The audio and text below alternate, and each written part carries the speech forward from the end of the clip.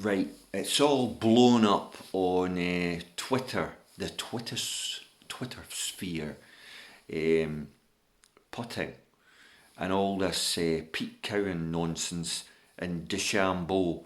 Obviously, they're out of joint, as you say, because the new putting rules for golf coming into effect in 2022 on the tours are, well, unbelievable, to be honest. First of all, they're banning green books, so the maps of the greens are getting banned, right? On top of that, any devices that the professional uses to either gauge speed or read greens or slopes, even during practice rounds, are banned. Big changes there. Now, the governing bodies have done this in the hope that it speeds up the game, but also brings back natural skill and natural ability and feel and flair, i.e., they want the players to be actually able to read a green and instigate the putt in as quick a time as possible without any mumbo jumbo technology, i.e., bringing back the natural ability of golf. Because they're making changes as well to the yardage books. The yardage books will still be there, but they'll be simplified down, and the points that the caddy will have to look at, he might have to do either more pacing or less pacing. But again, the thinking behind this is twofold.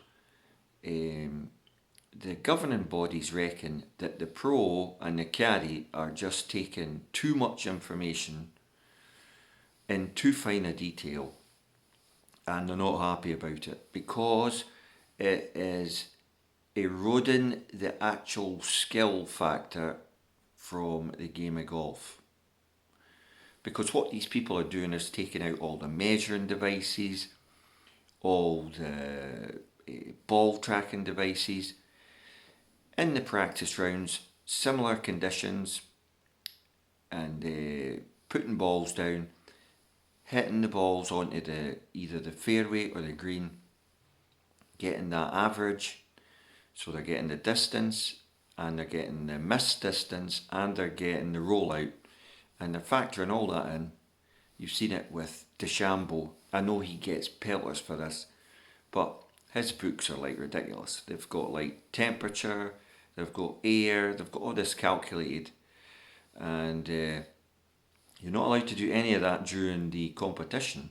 But if you've already calculated that the temperature is this and the ball will fly an extra yardage, and then when you look at his green maps, I mean, how these guys don't hold 100% of the time all the putts they look at, because basically they've mapped it out. What can go wrong? Well, as any pro who's worth his salt, I mean,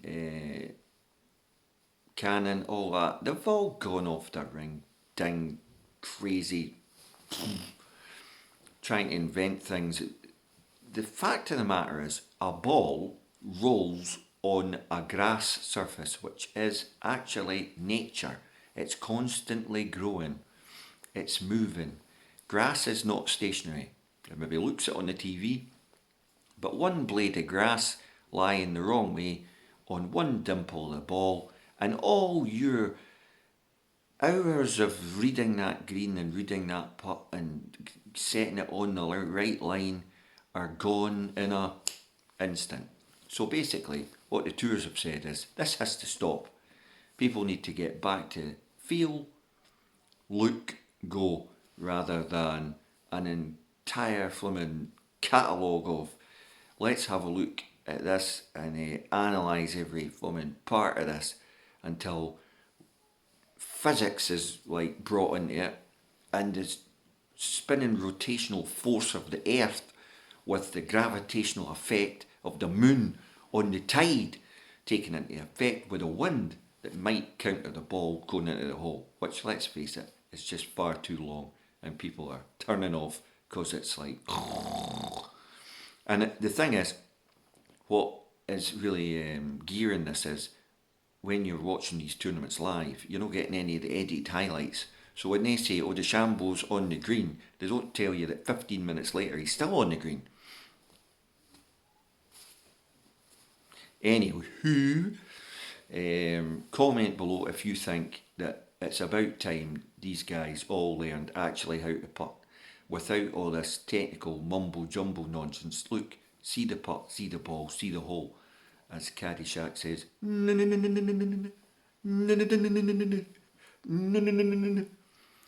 yes. And hopefully there'll be less shouts of, get in the hole, or when Ian Poulter's putting, get in the water. Well, you know, you'll give Poults a bit of now and again, eh? Thanks for watching.